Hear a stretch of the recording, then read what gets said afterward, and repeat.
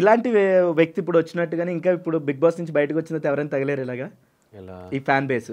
చాలామంది ఉన్నారు అక్కడ పాపం కొన్ని గర్ల్స్ వాళ్ళ ఊరు సైడ్లో మనం ఈ పొద్దున వెళ్ళి ఈ ఏమంటారు ఇంటింటికి వెళ్ళి ఓటేయండి అని చెప్పడం, బ్యానర్లు కట్టారు.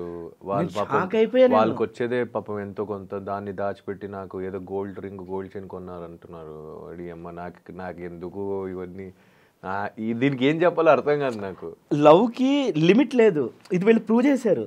నేను అది చూసినప్పుడు రియలైజ్ అయ్యాను. వీళ్ళు ఇంకోటి ప్రూవ్ చేశారంటే ఇక్కడ ఎవరు బయటవాడు కాదని కూడా ప్రూవ్ చేశారు, నన్ను కాకుండా. నచ్చితే నేను ఫస్ట్ నుంచి నేను అనుకున్నానో అది ఈరోజు నాకు లైక్ డ్రీమ్ కమింగ్ ట్రూ అన్నట్టు. స్టార్టింగ్ నేను ఇండస్ట్రీకి వచ్చినప్పుడు చెప్పే ఆల్రెడీ, స్టార్టింగ్ ఇండస్ట్రీకి వచ్చినప్పుడు బయటవాడు అని చెప్పేవాళ్ళు. అదే again it came into the Bigg Boss. And stage మీద కూడా అదే చెప్పు. స్టేజ్ మీద నేను నాకు లోపల ఓకే, కానీ బయట నేను బిగ్ బాస్ హౌస్లో ఉన్నప్పుడు బయట కే బ్యాచ్ ఆ బ్యాచ్ ఈ బ్యాచ్ బయటవాడు అని చెప్పారు. కానీ ఈ జనాలు ఎక్కడ నన్ను వదలకుండా గివప్ ఇవ్వకుండా నన్ను నించోబెట్టి గెలిపించారు కదా. They proved who ever said I'm from out side person.